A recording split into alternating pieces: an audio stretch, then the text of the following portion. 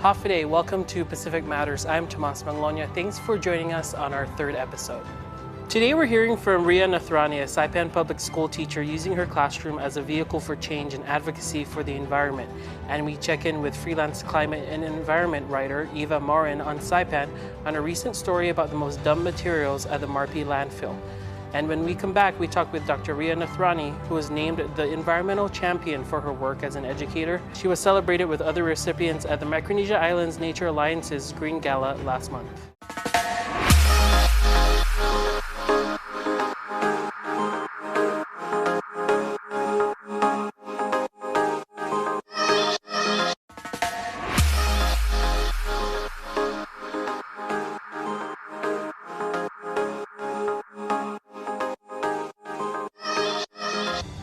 Welcome back to Pacific Matters, and here's more of our interview with environmental champion and educator, Riya.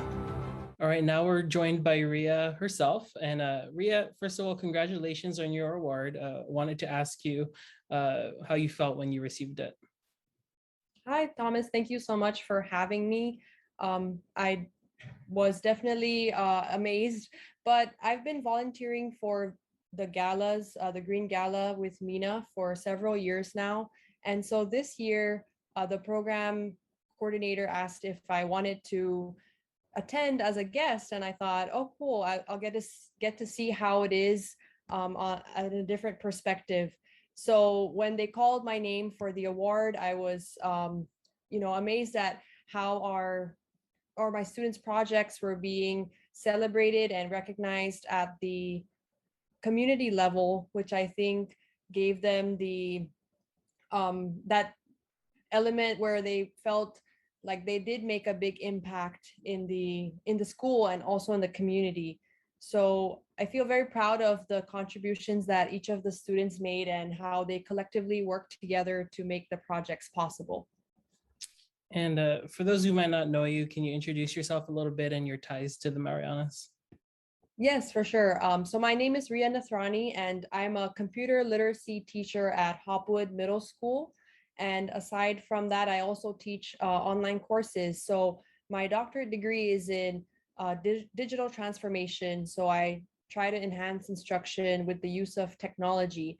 And although that is my passion, I also try to be very active in community programs. So I'm a part of the Pacific Century Fellows, where we get to meet with different agencies and government officials and see the issues that are happening in the CNMI and what we can do to address them. And so one of our presentations was about environmentalism. I'm also a part of the Marianas Young Professionals, volunteering in different areas in the community. And I've been a volunteer with Mina for several years. So when I learned about the opportunity to get my students involved, I was very excited to get that going. That's amazing. And I wanted to ask you if you could describe the project a little more, or some of the activities that you were recognized for doing in the classroom. For sure. So the project is from Mina's program called Schools for Environmental Conservation, SFEC. And so it's really geared towards middle school students, where they get them involved in environmental stewardship and get the students really motivated to help the environment, but also get interested in pursuing careers that will conserve our environment. And especially in the islands where we have so many natural resources that we need to take care of and protect, it's a great opportunity to get involved. So the first project that my students and I did in 2019, and this is a different set of students that had the project last year, but they made a website that would help promote climate, like issues around climate change and marine debris in their school campus. And then they conducted presentations to their peers, about 200 students. And then we passed out reusable grocery bags, water bottles, and recycled notebooks, which was funded by Mina. And so through these opportunities, they got to learn about these topics. And when they took an assessment of how much the students had learned through the presentations, there was a really great increase in understanding of these topics. And then the project went on to um, helped us water the plants. And since the agriculture teacher is also in that building, it helps the students who are learning about water conservation and agriculture to also use the water for their projects, like creating a garden with fruits and vegetables. I wanted to ask you why you find it really important to get involved with these environmental efforts. Given all that is happening, why does it matter now? Yes, I'd love to answer that question. I feel like I have a really fortunate position being a teacher because I have a platform to educate our youth every day. And although it's not the subject I teach, I feel like it's very important to get them aware about these environmental issues. And fortunately, when Mina reached out to all the middle schools in the island, I was selected to be a part of the program. And I believe that the best way to have our youth interested in giving back to our islands and conserving our resources is to be a role model. And that's what I really strive to do. So when they saw me getting involved, and when we went to Lau Lau to plant trees, when we went to Manyagaha and learned about the marine protected areas, they were really excited about the opportunity to help the community. And so I feel that these firsthand experiences really help them consider careers in environmentalism and conservation, which is what we really need in the CNMI. And I wanted to teach them that even though they're doing a little bit, together we're doing so much, and environmental stewardship can really make a big difference in our islands. You touched on it a little bit, but I wanted to ask what's next, given all the reports that we're seeing with how severe climate change is getting, the science behind that. I know you're taking small steps in your classroom, but what other ideas do you have in mind for the upcoming months and for foreseeable future as an educator yourself in the CNMI? Yes, there's still a lot to do when it comes to climate change. And in fact, that is actually the theme this year for Mina's SFEC program. So my goal is to continue being a part of that program as an advisor. And this year I'll have a set of new students to participate and make their own projects. So each year they get to choose what they want to do. We get resources and information from Mina, and then we execute it, and it can be at the school level or the community level. So I'm excited to see what my new set of students will think of to help promote these important issues. And also in my own classroom, I have lessons that I integrate with technology that are based on renewable resources, conservation of our natural resources, and also climate change. So in every lesson, I try to embed it a little bit here and there, because although I can only have 4 students in my Mina program, I feel like this is a very important topic that all students should know about, at least be aware about, living on the islands and seeing the effects of climate change firsthand. So with those issues, I have my students think critically about ways we can solve problems that are related to climate change. And when my students planted those trees at Lau Lau, it was actually to prevent the soil from eroding to the ocean, which eventually blocks the coral reef from getting sunlight. And coral reef are such important resources for our island. So I believe that the best way to have our students be interested and in protecting our natural resources is to really educate them and get them involved in every way possible. All right, Riya, once again, congratulations, and thank you so much for your time and for joining us today. Thank you so much, and I appreciate it.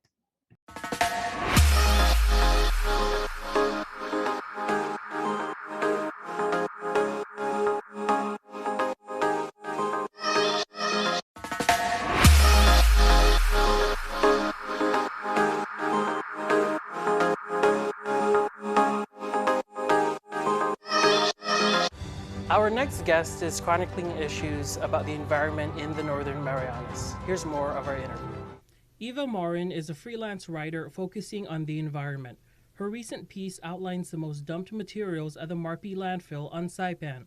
As she writes, a quarter of the waste that goes to the landfill include construction and demolition materials, clothing and shoes, and dirt and other bulky items. She pulls from a CNMI Department of Public Works Solid Waste Management feasibility study done in December 2019. As she puts it, it comes at a critical time because on a small island like Saipan, land is an exceedingly precious resource.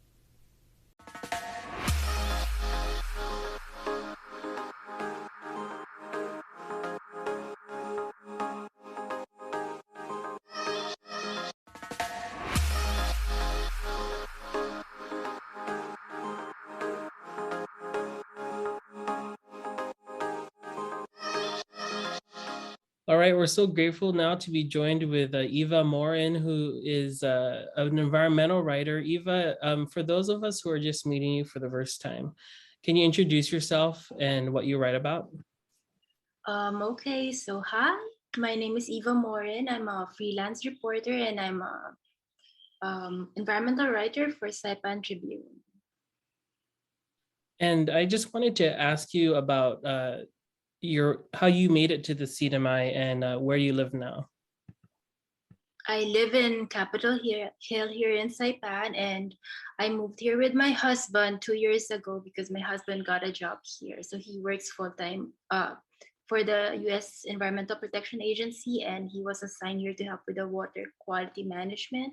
So I tagged along. All right, and wanted to talk to you about some of the wonderful stories you've been freelancing on. This episode of Pacific Matters focusing on the environment. This one story you wrote, the headline reads, "What are the most dumped materials at the Marpi landfill?" All right, so for those of us who might not know, can you first describe what the Marpi landfill is before we get into your story?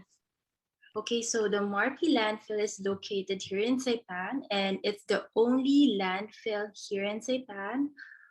It's basically where all the trash that are generated here on island are brought.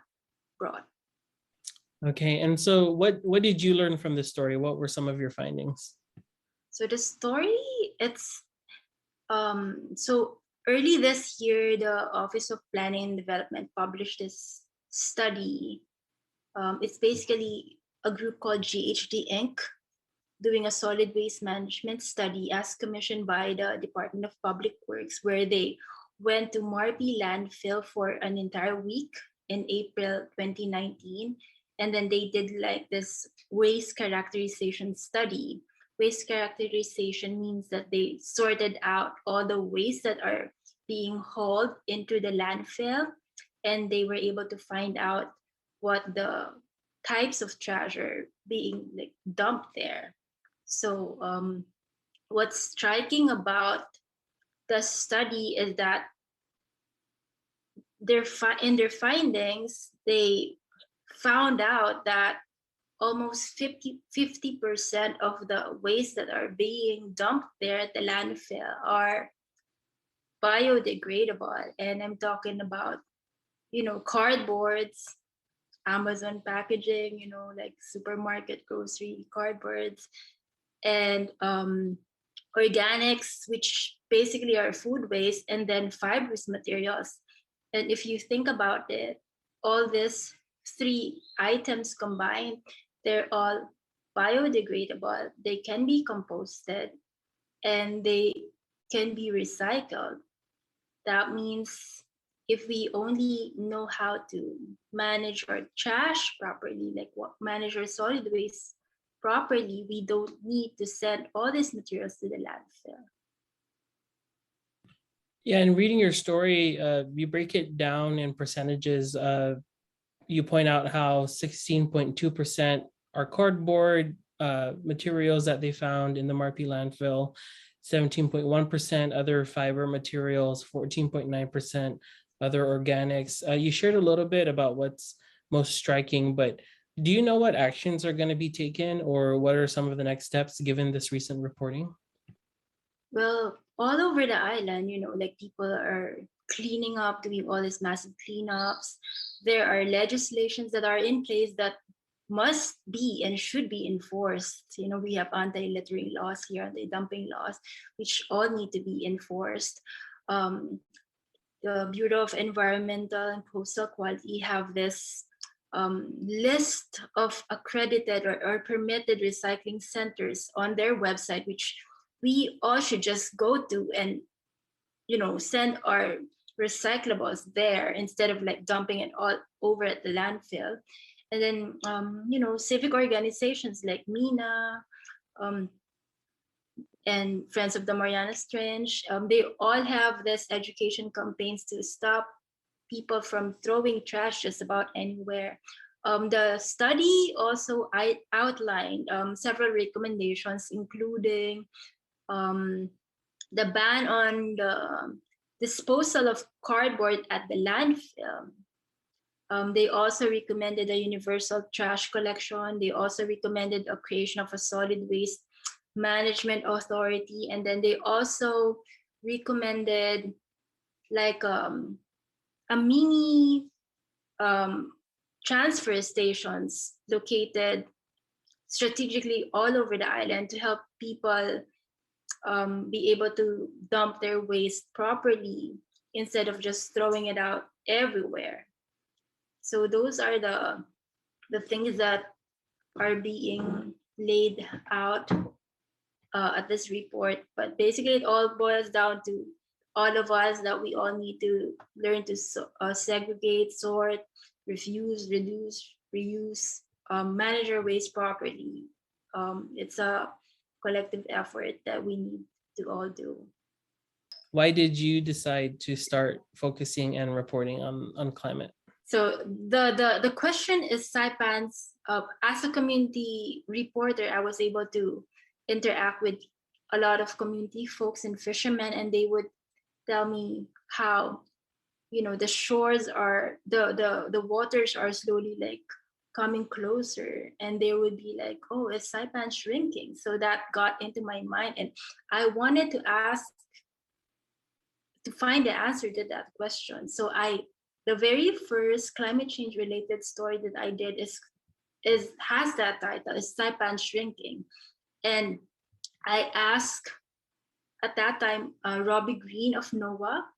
So I went to him and asked him, is Saipan shrinking? And he basically said, technically speaking, no. The island will still have the 44 square miles of land that it has right now in 2050, but the functional space will be less than how it is today.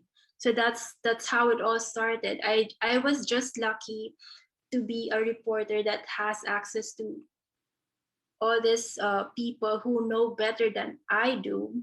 And basically, as a reporter, I'm a messenger trying to answer questions, trying to lay out answers to questions that ordinary, like common folks who are reading our newspapers, who are watching your reports have. So, according to Robbie at that time, he was warning that coastal flooding, the coast, he was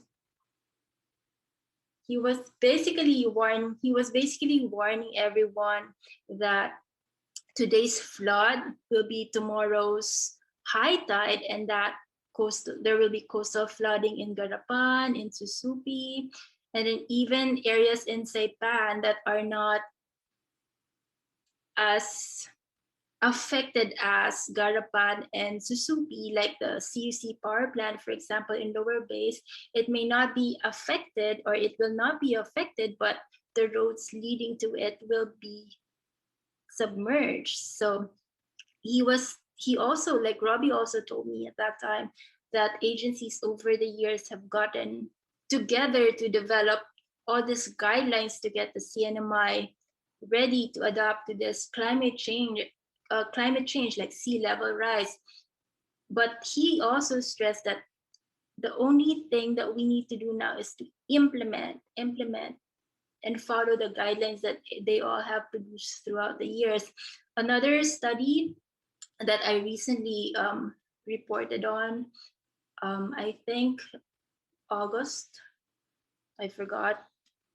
It's about how it's about this climate change study that was published just this year, and it warns of extreme heat in the CNMI. So basically, it mentioned that the hot days are becoming more frequent and the cold days are becoming less frequent subsequently. So it also warns us people here in the CNMI that we need to be prepared for, more forest fires, sea level rise, heavy rainfalls. There will be more heat strokes. This is something that is studied throughout the years. This is not something that reporters like me invent. This is all based on researches made by people, and we are just messengers trying to get this across to people who may not have the time or the resources to read through all these studies.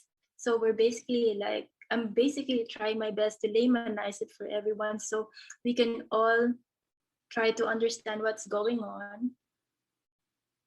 And I think climate change should be reported, especially in the Pacific, because,